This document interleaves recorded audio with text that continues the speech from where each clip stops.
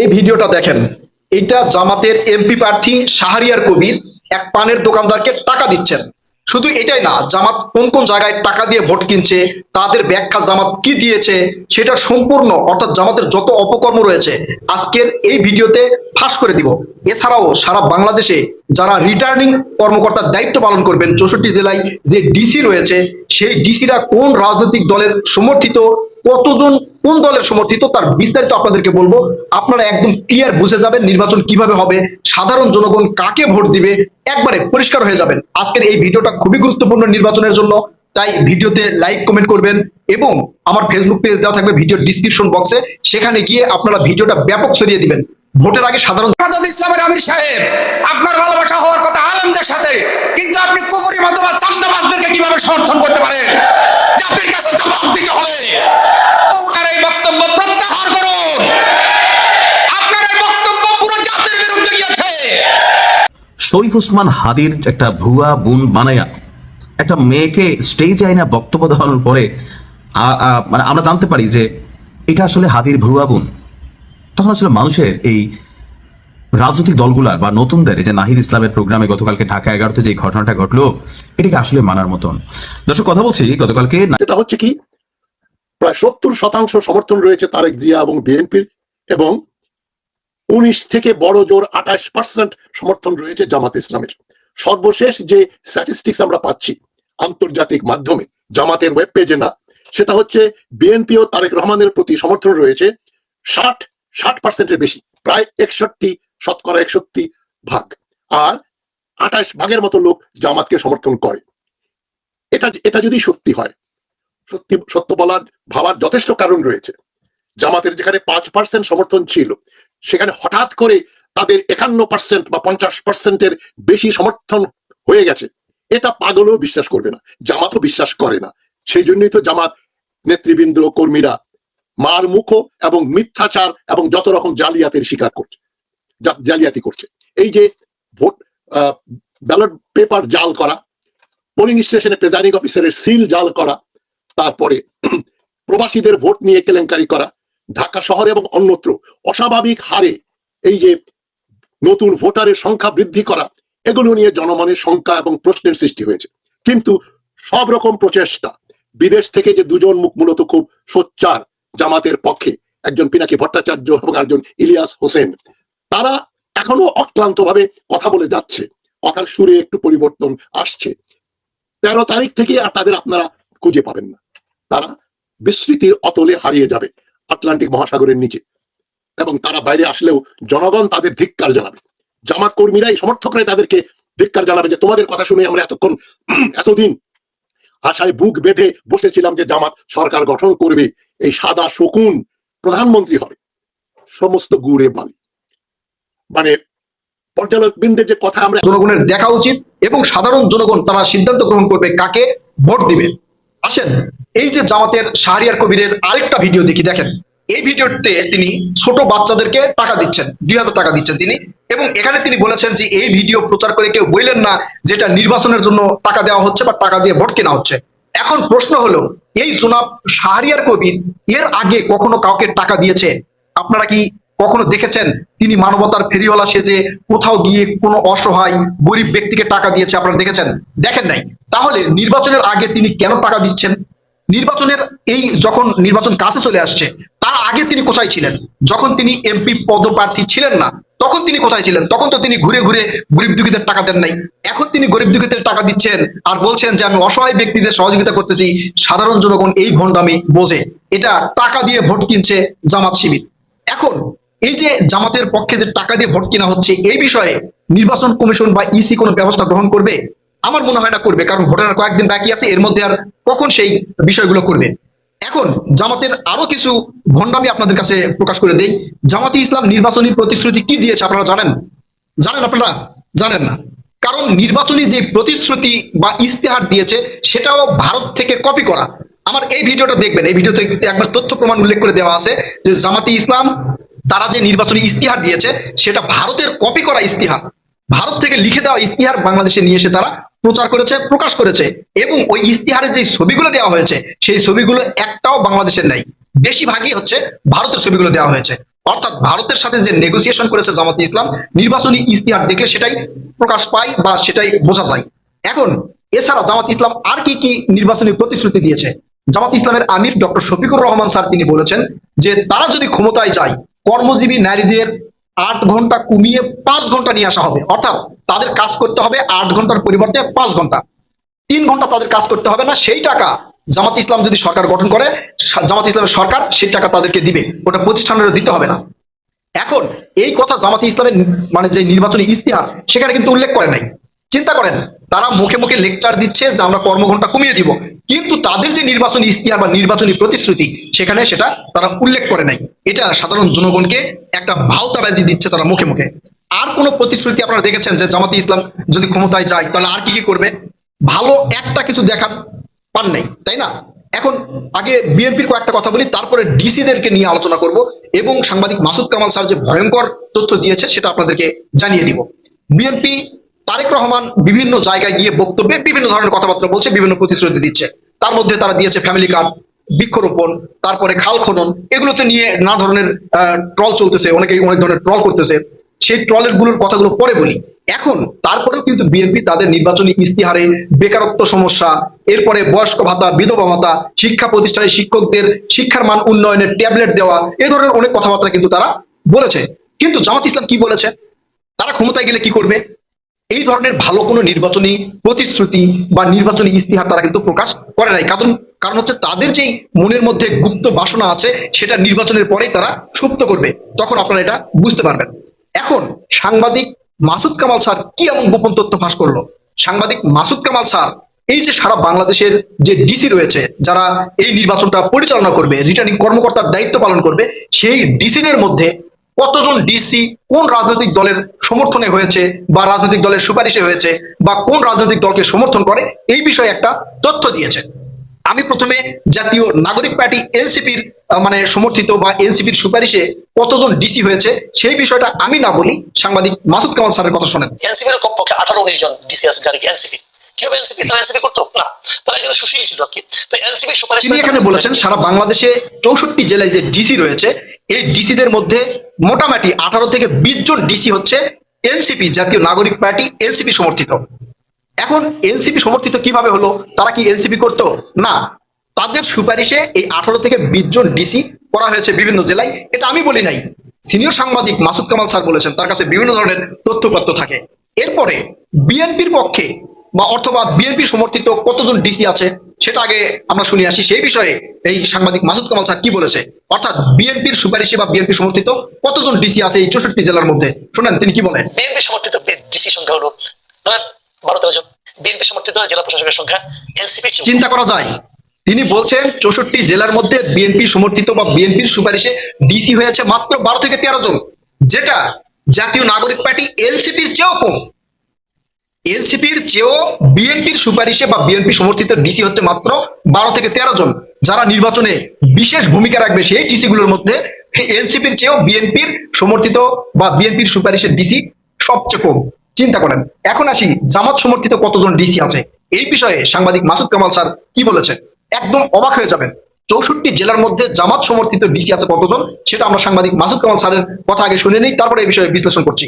শোনেন তিনি কি বলেন। ডিসির মধ্যে 30-এর উপরে হলো জামাত সমর্থিত ডিসি, মানে যারা জামাতের রাজনীতিকে সমর্থন করে অথবা তাদের কর্মকাণ্ড কথাবার্তায় ওই এলাকার লোকজন অথবা প্রশাসনের অন্যান্য লোকজন তাদেরকে জামাত সমর্থিত করে। তিনি এখানে বলছেন যারা রিটার্নিং কর্মকর্তার দায়িত্ব পালন করবেন সারা বাংলাদেশের যে 64 জেলার ডিসিরা রয়েছে, নির্বাচনে কিন্তু এই ডিসিদের ভূমিকা ব্যাপক থাকবে।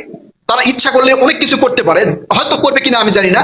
সাংবাদিক মাসুদ কামাল স্যার বলছেন সারা বাংলাদেশের 64 জেলার যে ডিসিরা রয়েছে তার মধ্যে প্রায় 30 জনই হচ্ছে জামাত সমর্থিত। চিন্তা করেছেন, 30 জন হচ্ছে জামাত সমর্থিত। এনসিপির হচ্ছে 18 থেকে 20 জন আর বিএনপির হচ্ছে 12 থেকে 13 জন। অবাক হয়ে যাবেন, আমরা কিন্তু বিভিন্ন মানে গণমাধ্যমে বা সোশ্যাল মিডিয়ায় জানতে পারতেছি সব বিএনপির দিকে, প্রশাসন বিএনপির দিকে, সবকিছু বিএনপির দিকে, কিন্তু গোপন তথ্য কি জানেন? গোপন বিষয়টা কি একদম ক্লিয়ার হয়ে গেলেন। এখন আপনারা চিন্তা করেন, এই ডিসি যারা যে রাজনৈতিক দলের সমর্থনে বা রাজনৈতিক দলের সুপারিশে হয়েছে, তারা যদি কাউকে সমর্থন করে এবং এই সাংবাদিক মাসুদ কামাল স্যারের এই তথ্য যদি সঠিক হয়, তাহলে নির্বাচন কিভাবে হবে, নির্বাচন কার পক্ষে যাবে, নির্বাচনে কে জয়ী হবে, আপনারা একটু চিন্তা করেন। আমার যদিও আমি মানে এটা বিশ্বাস করি না যে যে সকল ডিসি বা মানে হচ্ছে রিটার্নিং কর্মকর্তা থাকবে তারা কোনো দলকে সাপোর্ট করবে, এটা আমি বিশ্বাস করি না বা বিশ্বাস করতেও চাই না। কিন্তু এটা তো অবাক করা বিষয় যে বাংলাদেশে এখন সবচেয়ে বড় রাজনৈতিক দল হচ্ছে বিএনপি, সেই বিএনপির সমর্থিত বা বিএনপির সুপারিশকৃত ডিসির সংখ্যা মাত্র 12 থেকে 13 জন। আর সবচেয়ে যে ছোট দল, নতুন দল জাতীয় নাগরিক পার্টি এনসিপি, তাদের ডিসির সংখ্যা 18 থেকে 20 জন। এটা কিভাবে সম্ভব? আর জামাতি ইসলাম যারা 1971 সালের পর থেকে অদ্যাবধি যে নির্বাচনগুলো হয়েছে সেই নির্বাচনে তারা কতটা সিট পেয়েছে বা আসন পেয়েছে আপনারা তো জানেন, তাদের রাজনীতির বিষয়টা জানেন, তাদের সমর্থিত ডিসি হচ্ছে 30 জন। তার মানে জামাতি ইসলাম কোথায় কোথায় জায়গা দখল করেছে আপনারা বুঝতে পেরেছেন। সাংবাদিক ইলিয়াস স্যার একটা কথা বলেছিলেন যে এই যে বিএনপি যে অফিসে গিয়ে টেন্ডারবাজি করছে অর্থাৎ টেন্ডার দখল করছে, ওই অফিসের চেয়ার দখল করেছে জামাত। তার কথা তিলে তিলে মিলে গেল। সাংবাদিক ইলিয়াস কিন্তু একজন অনুসন্ধানী সাংবাদিক, সে হুট করে ভুল কথা বা মিথ্যা কথা বলবে না। সেই চেয়ার দখল করেছে এই হচ্ছে জামাত। তার মানে সারা বাংলাদেশের যত অফিস আদালত ইউনিভার্সিটি রয়েছে সব জায়গায় জামাতের অবস্থান সবচেয়ে বেশি। যার কারণে এই যে ভার্সিটি বা বিশ্ববিদ্যালয়ে যে নির্বাচনী ছাত্র সংসদ কেন্দ্রীয় নির্বাচন হলো, এই নির্বাচনে বিএনপির অবস্থা দেখেছেন। ওইরকম ফল বা ওইরকম প্রতিক্রিয়া যদি এই নির্বাচনে পড়ে তাহলে আপনারা বুঝে নিয়েন নির্বাচনটা কিভাবে হবে। প্রিয় দর্শক, এই বিষয়ে আপনারা আপনাদের মূল্যবান মতামত কমেন্ট করে জানাবেন। ভিডিওটা খুবই গুরুত্বপূর্ণ, লাইক কমেন্ট করে ভিডিওটা ভাইরাল করে দেওয়ার চেষ্টা করবেন। একই সাথে ডিসক্রিপশন বক্সে আমার ফেসবুক পেজ দেওয়া আছে, সেখানে গিয়েও এই ভিডিওটা ব্যাপকভাবে ছড়িয়ে দিবেন। সাধারণ জনগণের জানা দরকার, সাধারণ জনগণের তৎপর হওয়া দরকার। তারপরে 12 তারিখে সাধারণ জনগণই বুঝিয়ে দিবে কাকে ভোট দেওয়া দরকার, এই দেশের জন্য, এই দেশের সার্বভৌমত্ব রক্ষার জন্য কাকে ক্ষমতায় নিয়ে আসা দরকার। কথা হবে নতুন কোনো ভিডিওতে, ততক্ষণ পর্যন্ত ভালো থাকবেন ইনশাআল্লাহ। আল্লাহ হাফেজ। হেফাজত ইসলামের আমির সাহেব, আপনার ভালোবাসা হওয়ার কথা আলেমদের সাথে, কিন্তু আপনি কুফরি মতবাদ চান্দাবাজদেরকে কিভাবে সমর্থন করতে পারেন? জাতির কাছে জবাব দিতে হবে। আপনার এই বক্তব্য প্রত্যাহার করুন। আপনার এই বক্তব্য পুরো জাতির বিরুদ্ধে গিয়েছে। দলের ইশতেহার না পড়ে উনি বলেছেন এটা কোনো ইসলামিক দলের ইশতেহার না, এটা নাকি সেকুলার ইশতেহার। আপনার কাছে জানতে চাই আপনি কয়টা দলের ইশতেহার জীবনে তৈরি করেছেন? হ্যাঁ এবং না ভোটের আয়োজন করে জাতিকে সমস্যায় ফেলে দিয়েছে। তিনি আবার প্রশ্ন তুললেন যদি না ভোট দেওয়াই না যায় তাহলে অপশন রাখা হলো কেন? তিনি বুঝাতে চাইছেন অপশন রাখা হয়েছে ওখানে নাতে ভোট দেওয়া যাবে, এটা নাকি জায়েজ। তারপরে তিনি আরো আগবাড়িয়ে বললেন কেউ যদি বলে যে হাতে ভোট দিলে রাষ্ট্রের লাভ হবে, নাতে ভোট দিলে রাষ্ট্রের ক্ষতি হবে, তারা নাকি অসত্য কথা বলেন।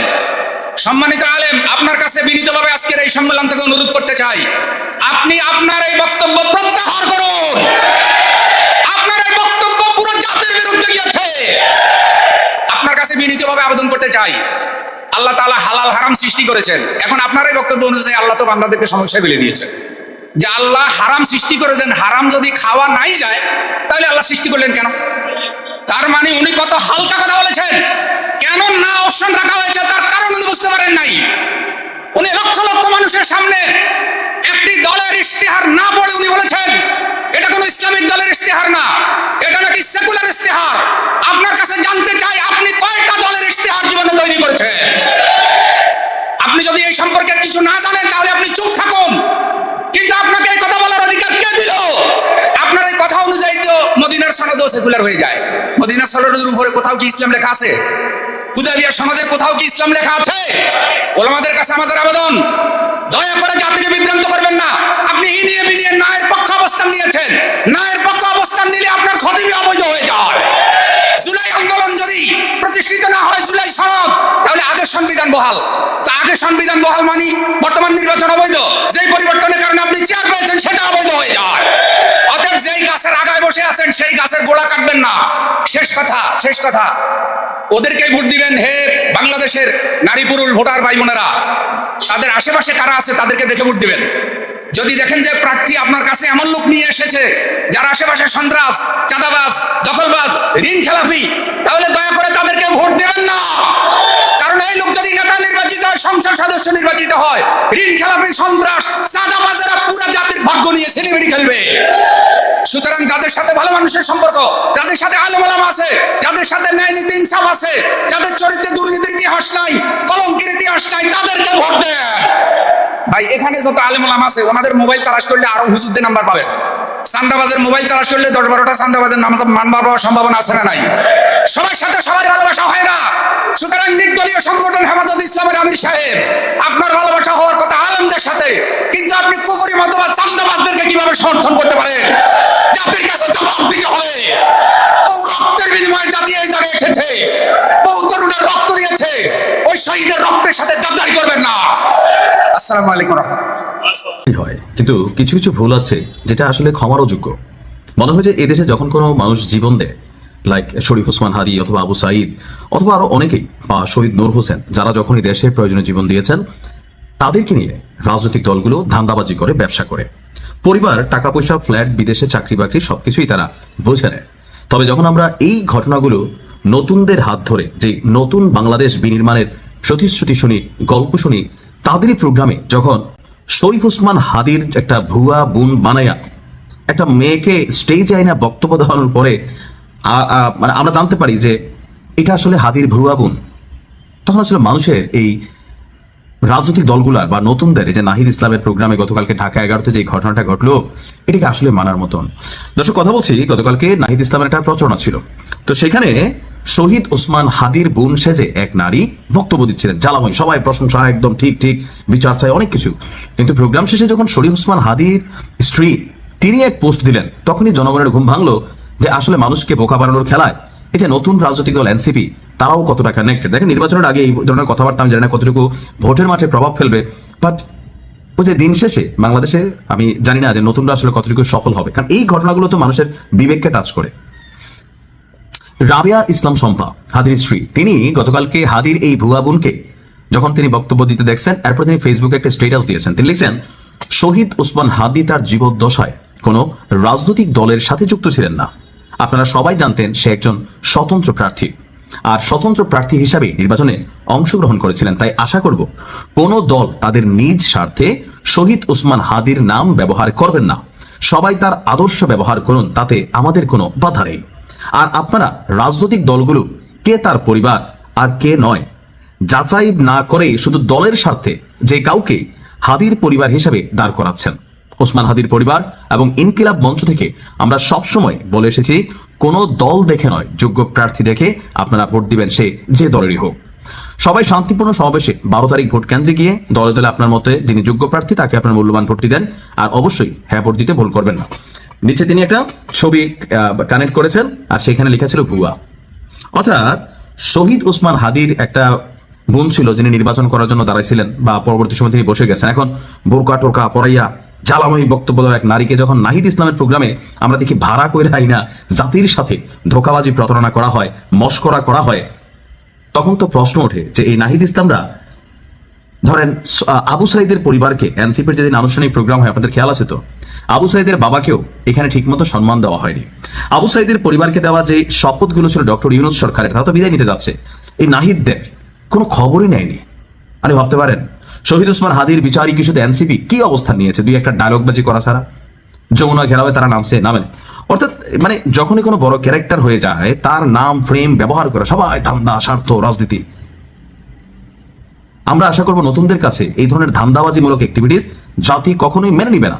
আপনারা এমনি অনেক বিতর্কিত, হাসনাত 80% ওকে, তাসনিম যারা 100% থেকে হয়তো 95 ওকে, বাট বাকি যারা আছেন, যে নাহিদ ইসলাম, ভাই মানুষ আপনাদেরকে দেখতেছে। হ্যাঁ, জামাতের সাথে আপনারা সাত কপালের ভাগ্য, জামাত একটু আশ্রয় দিছিল আপনাদেরকে, নয়তো বাত্তি দিয়ে আপনাদেরকে খুঁজে পাওয়া যেত না, কথা বলার সুযোগ পাইতেন না। জামাত বলছিল না যে বাপের থেকে বেশি পটর পটর করো না, যে জন্ম দিছে, এই কারণে বলছে। আমার মনে হয় নাহিদ ইসলামের এই নিয়ে জাতির সামনে সরি বলা উচিত। ভালো থাকুন। একমত হতে পারি যে জামাতকে জিততে হলে কমপক্ষে 50.1 সমর্থন থাকতে হবে। তো তার কোনো লক্ষণ তো আমরা দেখছি না। ওদের মিডিয়া, সোশ্যাল মিডিয়া বাদ দিলে, সোশ্যাল মিডিয়া বাংলাদেশের কয়জন শোনে? এখন তারা জালিয়াতিতে নেমেছে, তারা হিংসাত্মক কথাবার্তা বলছে। এক ভিডিওতে দেখলাম এক জামাত নেতা বলছে, দাড়ি পাল্লায় না ভোট না দিলে পিঠের চামড়া তুলে ফেলা হবে। এই ধরনের অস্থিরতা কখন আসে? যখন মানুষ নার্ভাস হয়ে যায়, মানুষ রাগে, কখন রাগের মাথায় কাঁপতে থাকে, যখন তার আর কোনো কিছুই কাজে আসছে না, সবকিছুই শেষ হয়ে গেছে। কিন্তু দেশে বিদেশে পর্যালোক বৃন্দ, থিঙ্ক ট্যাঙ্ক গুলো, খবরের কাগজগুলো, সংবাদ মাধ্যমগুলো, রয়টার্স থেকে শুরু করে মানে টাইম ম্যাগাজিন, ইকোনমিস্ট পত্রিকা, সবাই তারেক রহমানের এবং বিএনপির বিজয় দেখছে, অপ্রতিরোধ্য বিজয়। কিন্তু পাশাপাশি দেশের ভেতরে এবং দেশের বাইরে প্রচন্ড রকম ষড়যন্ত্র হয়েছে এবং শেষ মুহূর্তেও তারা হাল ছাড়েনি। কদিন আগে দেখলেন না, ডাকসুর মঞ্চে, মানে ইউনূস সমর্থক এক মহিলা একটা মঞ্চে দেখলাম কান্নাকাটি করছে যে অন্তর্বর্তীকালীন সরকার থাক, আমরা নির্বাচন চাই না, নির্বাচন চাই না। মানেটা কি? নির্বাচন হলে জামাতের ভরাডুবি হবে এবং তারা ইউনূস সরকারকে রাখতে চান এবং ইউনূস সরকারেরও মনের ভেতরে যে গোপন ইচ্ছা সেটাই। এবং জামাত নিজের কবর কিন্তু নিজে খুঁড়ছে। ইউনূস সরকার ইচ্ছা করলেই সোজা পথে জামাতকে বিজয়ী করতে পারবে না, এটা ইউনূস সরকারও জানে, জামাতও জানে। এবং তাদের দেখেন জামাতের যে কি ধরনের লেজে গোবরে অবস্থা, এটা নিয়ে আমি ভিডিও করেছি। যেমন একটা টুইট বার্তা দিলেন শফিক রহমান এবং 9 ঘন্টা পরে বলছেন তার টুইট, তার এক্স হ্যান্ডেল হয়ে গেছে, হাইজ্যাক হয়ে গেছে, হ্যাক হয়ে গেছে এবং 45 মিনিটের মধ্যে ওটা উদ্ধার করে ফেললেন। এক্সপার্ট ওপিনিয়ন কি? এবং ঢাকার বাংলাদেশের পুলিশ কি বলছে? ডিবি বলছে এটা হ্যাক হয় নাই, ওই শফিকুর রহমান সাহেব তার নিজের টেলিফোনে এই মেসেজটা পাঠিয়েছেন। এবং যেটা আমি আরেকটা অনুষ্ঠানে বলেছি, ইংরেজি ভাষায় একটু দক্ষতা কম থাকায় শফিকুর রহমান যেটা বলতে চেয়েছেন সেটা একটা অন্যরকম শোনাচ্ছে, যেন তিনি কর্মজীবী মহিলাদের প্রস্টিটিউট বলেছেন। তিনি তা বলেননি, কিন্তু ওটা ওই রকম শোনালো বলেই তাড়াহুড়া করে ওটা উনি ডিলিট করে দিয়ে দোষ চাপাচ্ছেন আরেকজনের ঘাড়ে এবং বলে দিলেন যে বঙ্গভবন থেকে এটা করা হচ্ছে। এবং বঙ্গভবনের কর্মচারী এই কম্পিউটারের একজনকে ধরে নিয়ে আসা হলো, পুলিশ ধরে নিয়ে আসলো, সেখানে পুলিশ দ্বিধা বিভক্ত। আবার জামাত প্রধান থেকে মাফ করে দিচ্ছেন, সরকারও কিছু বলছে না। কারণ একজন রাজনৈতিক নেতার টুইট যদি কেউ হ্যাক করে থাকে, এটা তো অপরাধ, গুরুতর ফৌজদারি অপরাধ। শফিকুর রহমান সাহেব মাফ করে দিলেও ডক্টর ইউনূসের সরকার তো মাফ করতে পারে না। এতেই বোঝা যায় ইউনূস শফিক একটা গোপন আন্ডারস্ট্যান্ডিং আছে প্রচন্ড রকম। ইউনূস সাহেব জানেন বিএনপি ক্ষমতায় গেলে তার যে অপকর্মগুলো করেছেন 1.5 বছরে এবং আগেও, এগুলো ফাঁস হয়ে যাবে, এগুলোর বিচার হবে। ইউনূস সরকার ক্ষমতা বহির্ভূত ভাবে যে কাজগুলো করেছে তার হিসাব দিতে গেলে বিচারে তো তার 20-25 বছর বা যাবজ্জীবন কারাদণ্ড হবার কথা।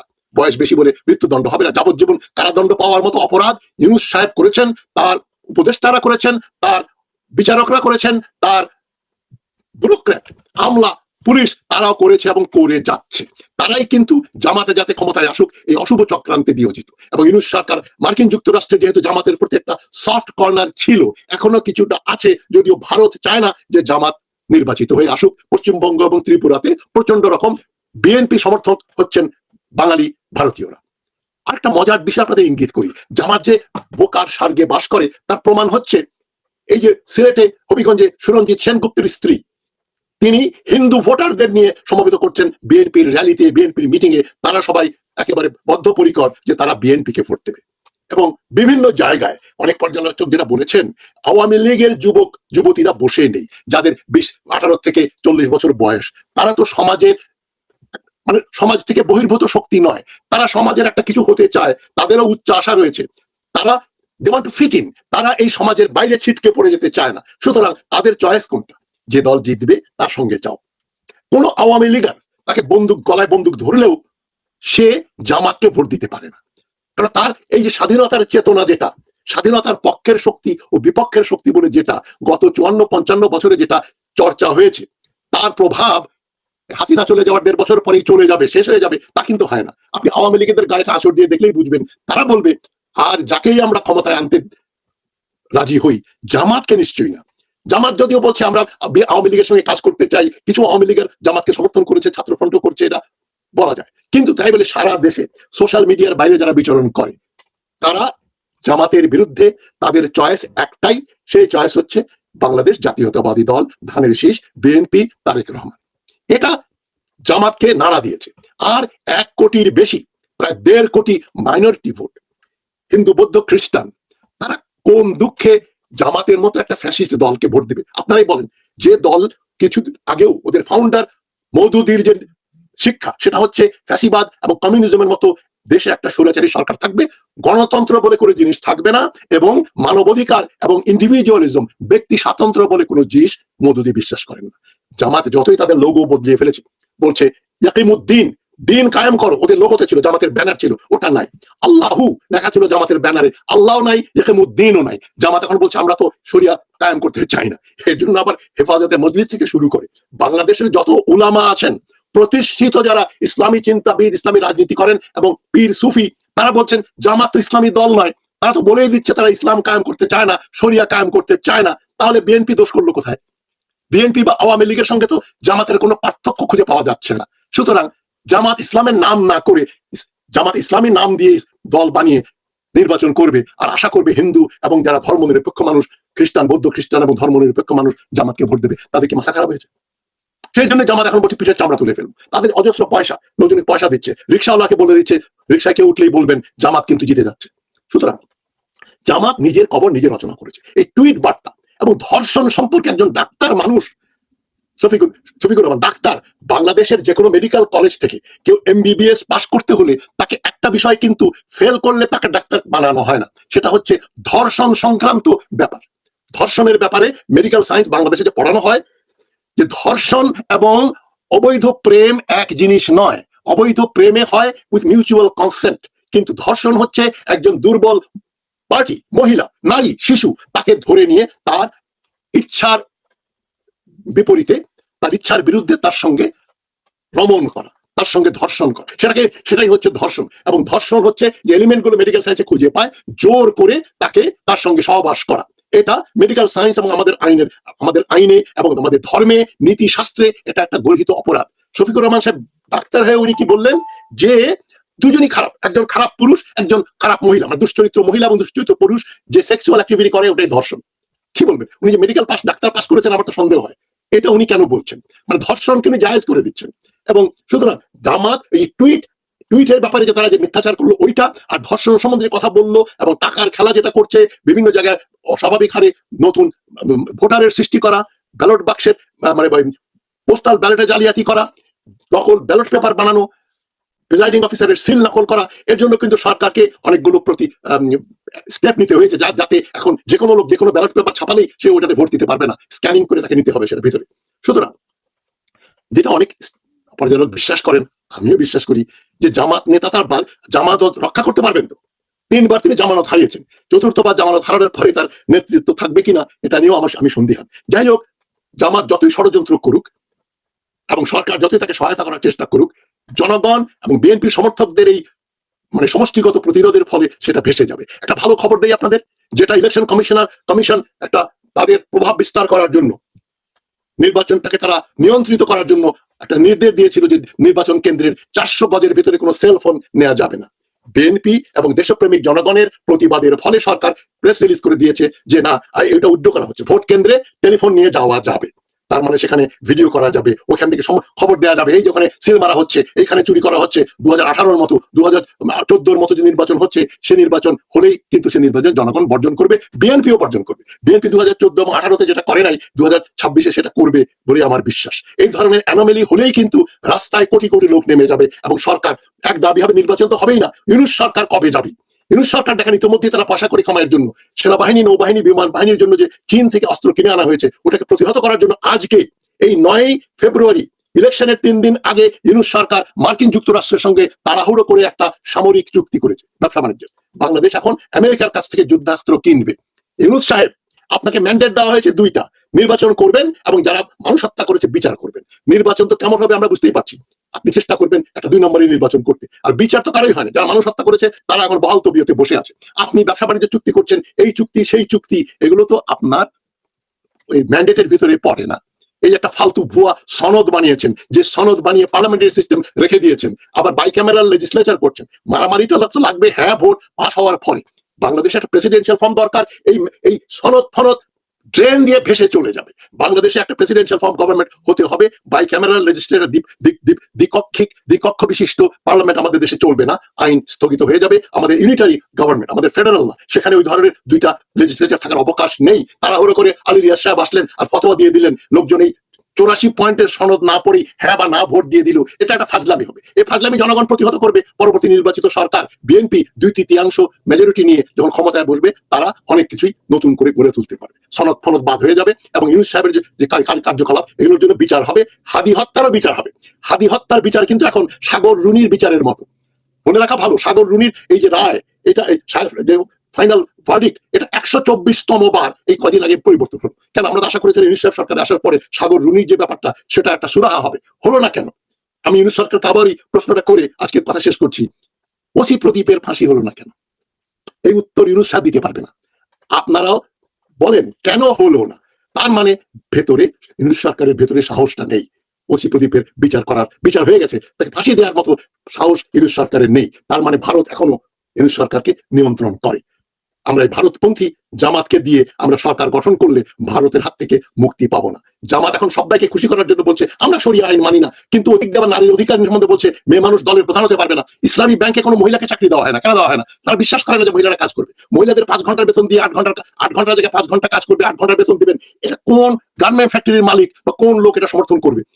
যাতে কেউ মহিলাদের চাকরি না দেয় সেই ব্যবস্থাই করছেন শফিকুর রহমান। তারা মহিলা বিরোধী, গণতন্ত্র বিরোধী, একটা ফ্যাসিবাদী দল। তারা এখন মিথ্যাচার করে মুনাফিকি করছে।